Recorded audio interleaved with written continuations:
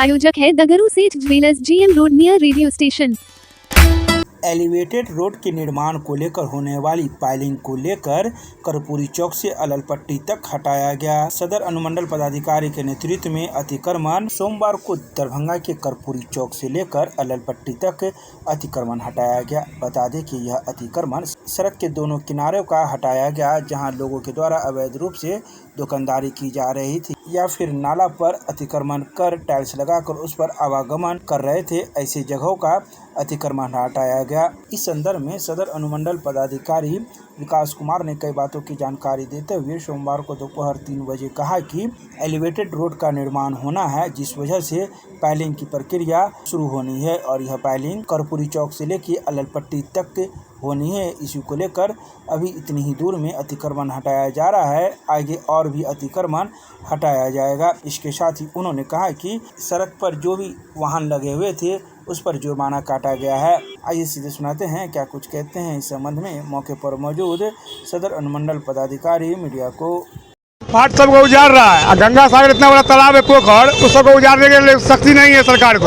चारों ओर से मिट्टीकरण कर रहा है, चारों ओर से मिट्टीकरण कर रहा है। अब पोखरी को छोटा कर रहा है और जो मकान बिल्डिंग खड़ा कर दिया गंगा सागर पोखर में, उसको तोड़ने के सरकार को पावर नहीं है। सांसद विधायक छुपा हुआ है, सोया हुआ है सांसद विधायक रुपया लेके। अभी यहाँ पे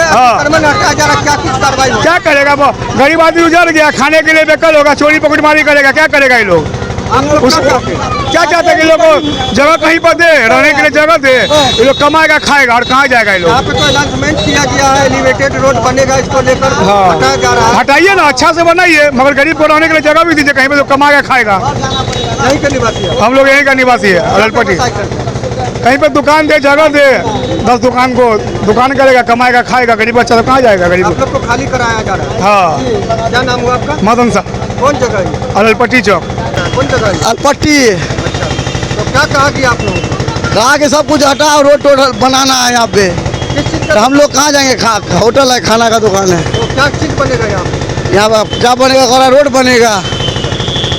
तो ये सरकारी जमीन है? हाँ, सरकारी जमीन है। कब से यहाँ पे आप लोग? करीब 45-46 बरस से है। तो क्या आपको दिक्कत है यहाँ पे?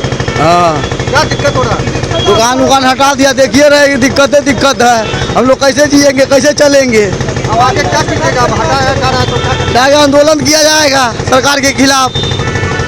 क्या करेंगे बताइए? हम लोगों ने निवासी आप? हाँ, कहाँ के निवासी हैं? अलपट्टिए का निवासी है। क्या नाम हुआ? रवि कुमार शाह।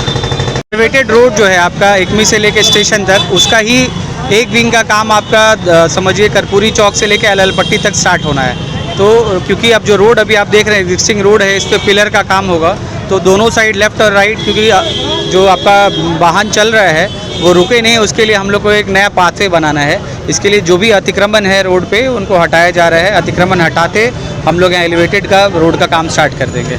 सर लगातार हटाया जाता है, ठीक लगा लेते? नहीं, अभी क्या है उनके लिए तो देखिए फाइन का प्रोविज़न है, आप देख रहे होंगे आपके सामने फाइन भी हो रहा है जो रोड पे गाड़ियाँ लगा के रखे हैं। और क्योंकि एलिवेटेड पाथ का काम होगा तो मुझे दोनों साइड रोड क्लियर चाहिए होगा, तभी गाड़ियों का आगमन हो पाएगा, इसीलिए दोबारा अतिक्रमण का कोई चांस नहीं है।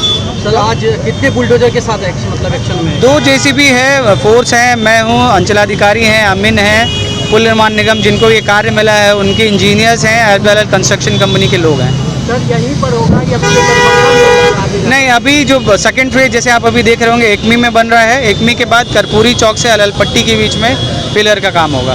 यहाँ तो कहाँ से कहाँ तक अतिक्रमण हटाया जाएगा? ये कर्पूरी चौक से लेके अललपट्टी तक। क्या कहेंगे? कैसा रहा सर आज? कोई विरोध भी हुआ है? थोड़ा बहुत विरोध है, बहुत देखिए जनरली लोगों को मालूम है कि विकास का कार्य है और विकास का कार्य होने के लिए ही हो रहा है, तो मुझे मोर और लेस 99% सहयोग ही मिल रहा है। फाइन भी काटा गया है क्या? हाँ, फाइन किया गया है, जो रोड पे गाड़ियाँ खड़ी हैं उनको फाइन किया गया है। सिर्फ सरकारी जमीन पे या किसी का निजी जमीन भी? मतलब नहीं, अभी सिर्फ सरकारी ज़मीन पे अतिक्रमण हटवाया जा रहा है। क्या बनना है यहाँ पे? एलिवेटेड रोड आपका जो एकमी से लेके रेलवे स्टेशन तक जाएगा। नोटिस कर दिया गया सर? नहीं, सरकारी ज़मीन है और ये आपका टेम्प्रोरी कंस्ट्रक्शन है, तो इसके लिए पिछले 1 सप्ताह से माइकिंग हो रही थी, एज सच नोटिस की ज़रूरत नहीं है। JCI दरभंगा मिड टाउन ने राजकीय मध्य विद्यालय वसंतगंज में वाटर प्यूरिफाइड छात्रों को किया समर्पित, साथ ही छात्रों के बीच किया अन्नदान। विश्व प्रसिद्ध स्वयंसेवी संस्थान JCI अर्थात जूनियर चैम्बर इंटरनेशनल की स्थानीय शाखा JCI दरभंगा मिड टाउन द्वारा सामाजिक सरोकार की दिशा में एक और महत्वपूर्ण कदम उठाया है। संस्था ने सोमवार को दरभंगा के राजकीय मध्य विद्यालय बसंतगंज में छात्रों के स्वास्थ्य को प्राथमिकता देते हुए वाटर प्यूरिफाइड का सफलतापूर्वक अधिष्ठापन किया है। इस पहल से विद्यालय के 200 से अधिक छात्र छात्राओं को अब स्कूल परिसर में ही शुद्ध और स्वच्छ पेयजल उपलब्ध होगा। जल ही जीवन के संकल्प के साथ JCI ने यह सुनिश्चित किया कि भीषण गर्मी के इस मौसम में बच्चों को बीमारियों से बचाने के लिए सुरक्षित पानी मिल सके। तो वहीं संस्था के द्वारा अन्नदान कार्यक्रम का भी आयोजन किया गया। इसके अंतर्गत विद्यालय के 200 से अधिक विद्यार्थियों के बीच पौष्टिक स्नैक्स के पैकेट वितरित किए गए। तो इस संदर्भ में मौजूद अध्यक्ष प्रथम मित्तल ने कई बातों की जानकारी मीडिया को सोमवार को दिन के 12:30 बजे प्रदान की। क्या आपके स्कूल में शुद्ध पानी मिल पाता था?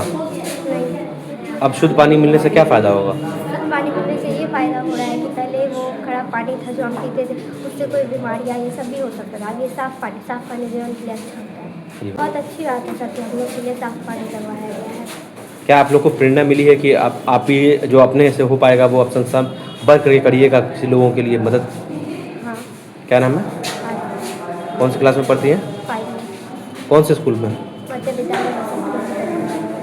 हम लोग JCI दरभंगा मिड टाउन की तरफ से हम लोग का सोच ये है कि दरभंगा में जहाँ पे ग्रोथ नहीं हो पा रहा है, डेवलपमेंट नहीं हो पा रहा है, वहाँ पे हम लोग डेवलपमेंट करें। अब जैसे ये गवर्नमेंट स्कूल है, यहाँ के बच्चों को सबसे बेसिक नीड कोई भी आदमी का क्या होता है? प्योरीफाइड पानी, साफ़ पानी पीना।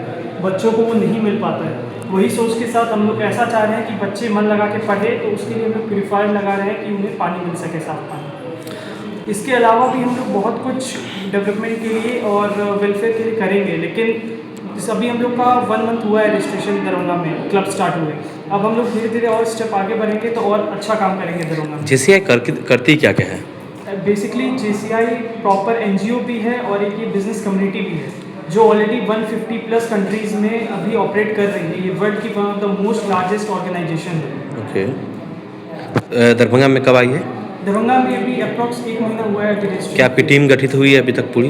बिल्कुल, हमारी पूरी टीम गठित हुई है। हम लोग 20 मेंबर्स हैं और बहुत जल्द इसको 50 भी हम लोग टच कर रहे हैं। क्या नाम है आपका? प्रथम मित्तल, प्रेसिडेंट दरभंगा JCI। हमारी संस्था जब स्कूल में आती है तो उन लोगों का मेन मोटिव होता है कि कैसे ना कैसे बच्चों को अच्छा से अच्छा और जितना अच्छा हो सके उतना अच्छा उनको फैसिलिटी दिया जाए हम लोग की तरफ से, जो हम लोग कर सकते हैं समाज के लिए। जितना हमसे हो पड़ेगा उतना हम लोग कोशिश करते हैं करने का। जैसे ये स्कूल है मध्य विद्यालय बसंतगंज, हम लोगों को न्यूज़ मिला कहीं से यहाँ पे पानी का बहुत ज़्यादा प्रॉब्लम है, अनहाइजेनिक वाटर बच्चे यहाँ पे पीते थे, जिसकी वजह से हमने यहाँ पे हेडमास्टर और इन लोगों से मीटिंग करी और उन्होंने बोला कि सर हम लोग ढूंढ ही रहे थे इंस्टॉलेशन के लिए और आपने अच्छा वो हमें कांटेक्ट करा। फिर हमने उनसे सारा परमिशन वगैरह लेकर के सब कुछ करके आज के दिन हमने मंडे है आज के दिन हमने सबसे कोऑर्डिनेट करके फिर हमने यहाँ पे